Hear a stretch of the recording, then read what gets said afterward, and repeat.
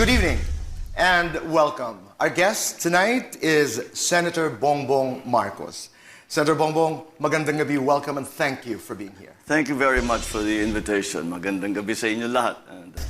Is the Vice President of the Republic of the Philippines, Vice President Leni Robredo.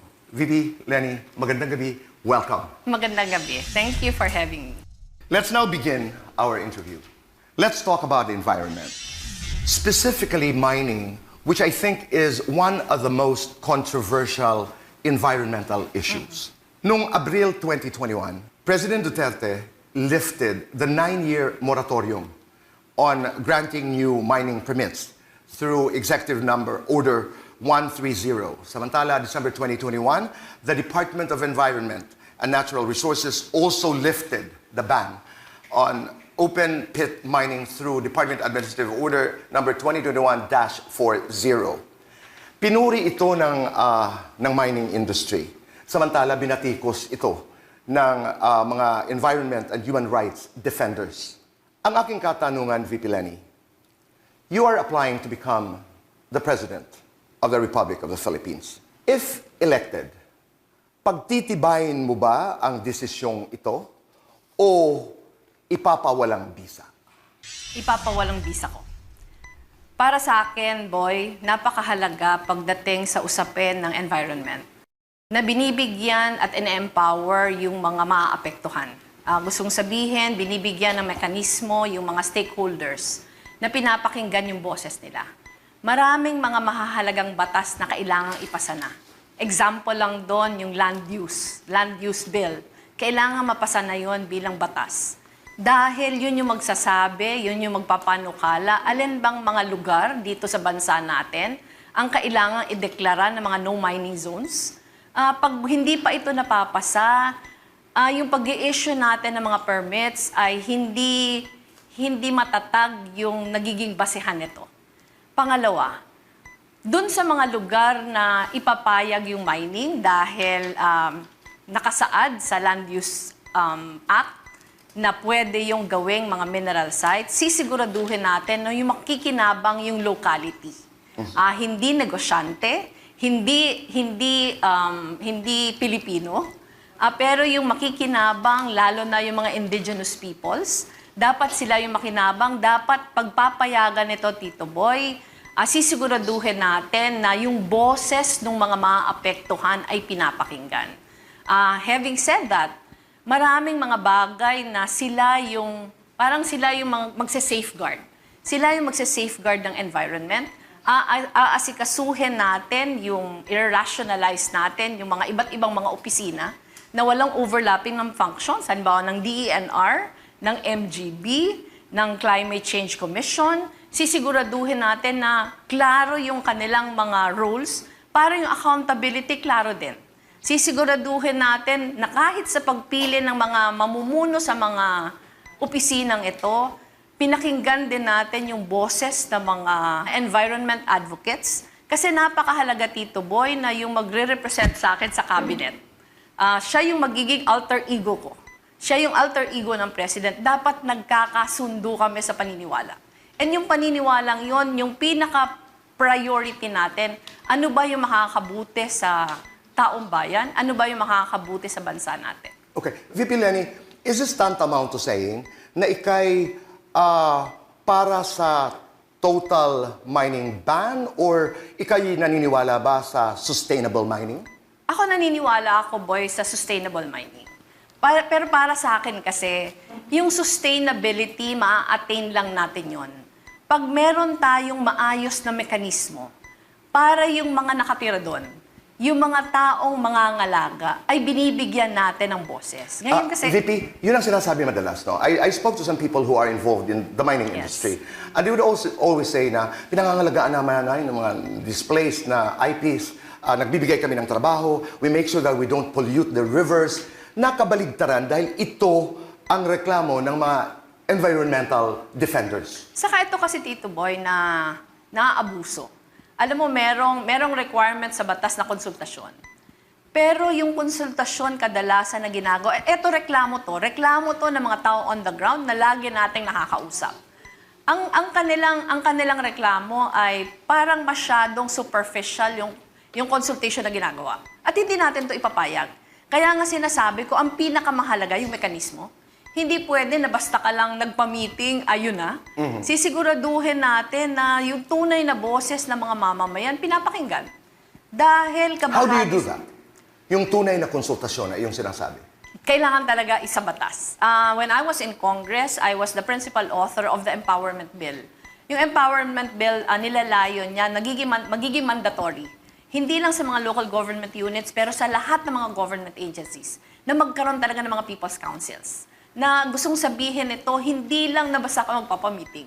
Pero yung representation sa people's councils, represented yung mga mahalagang stakeholders, and meron silang voting rights. Kabahagi sila mula sa step 1, mula sa planning hanggang sa implementation, hanggang sa monitoring, hanggang sa evaluation. So ang kapangyarihan ay manggagaling doon sa People's Council na iyon. Dapat kasi sila yung apektado eh. Na ikukonsulta at ikukonsulta ng gobyerno at saka ng mga tao na involved sa mining industry. Saka empower talaga sila. Ang pag sinabi kong i-empower sila, kailangan bago sila nagdidesisyon, sisiguraduhin natin na naiintindihan nila. But you realize, VP, that meron din mga contributions ang mining industry. Totoo. Sa ekonomiya. And meron talagang mga responsible na mga mining companies. Pero ang sinasabi ko... Ang aking tanong, Senator Bongbong, you're applying to become the next president of the Philippines. If elected, pagtitibayin mo ba ang mga desisyong ito ni President Duterte at saka ng DNR o ipapawalang bisa? Well, ang mining talaga ay very controversial, pero dapat ang tingin natin dyan, that is also very valuable source of revenue for the government dahil ang laki ng ating mga natural resources dito sa Pilipinas. Dapat siguro, lalo na in these difficult times, we should take advantage of that. However, we have seen some of the disasters that have happened when it comes to mining. Kailangan lang talaga nating iwasan yan, the effect on the environment. We have sufficient regulations and we have sufficient monitoring, but hindi nasusunod. That is always the problem. We have the laws, but we are not able to implement them. We are not able to fully enforce them sometimes. So if we can do that, if we can take care of making sure that the environmental impact is in accordance with the law, then I think we can carefully exploit the natural resources to help the recovery of our economy.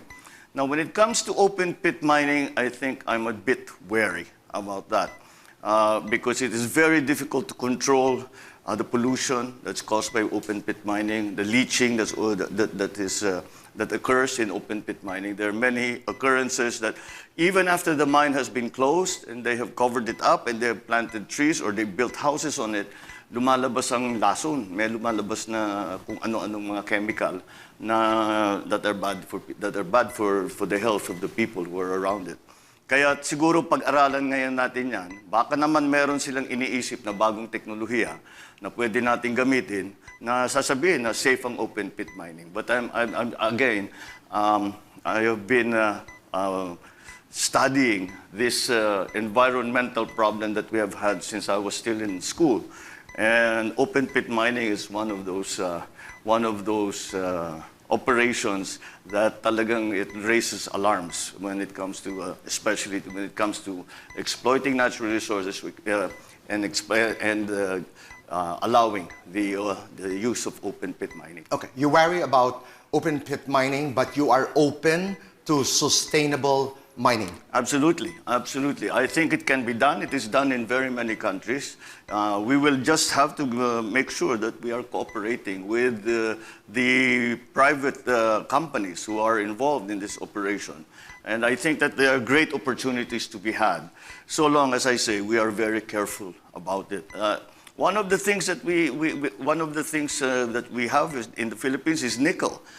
Nickel is an essential part now of batteries, the battery technology. So that is going to explode, and it already has actually. And that is something that we can take advantage of. We have sources of lithium, also battery technology.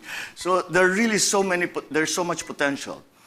in all of that. So I think we have to look at everything because we have been left by the COVID in a very precarious economic situation, and therefore we have to explore everything that we can do to revitalize that Kung saan tayo economy. pwede kumita in Kung terms saan of tayo- revenue because napakalaki ng contribution din ng mining industry to our economy. Absolutely, and the estimates are in the billions of dollars That's right. per year.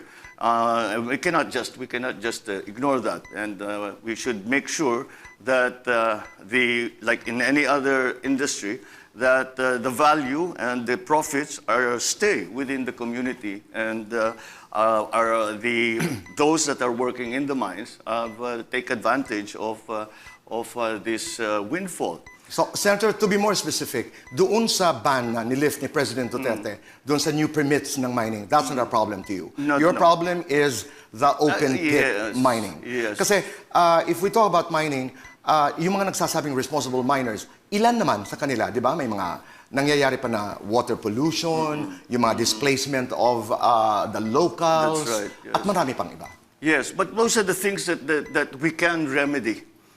Because if the mining operation, if we keep it away from, I suppose, the congested communities kung saan na maraming tao, it will make things a little better. Another issue about mining that's not spoken about very much are the benefits and compensation of those who are working in the mines. They work in a very difficult and dangerous You're situation. talking about salaries, not just people who were displaced. No, I'm talking about the people who actually go into the tunnels, Okay. and marami tayong nagiging casualty dyan. Kailangan natin na balikan, tiyakin naman ang kanilang kalagayan.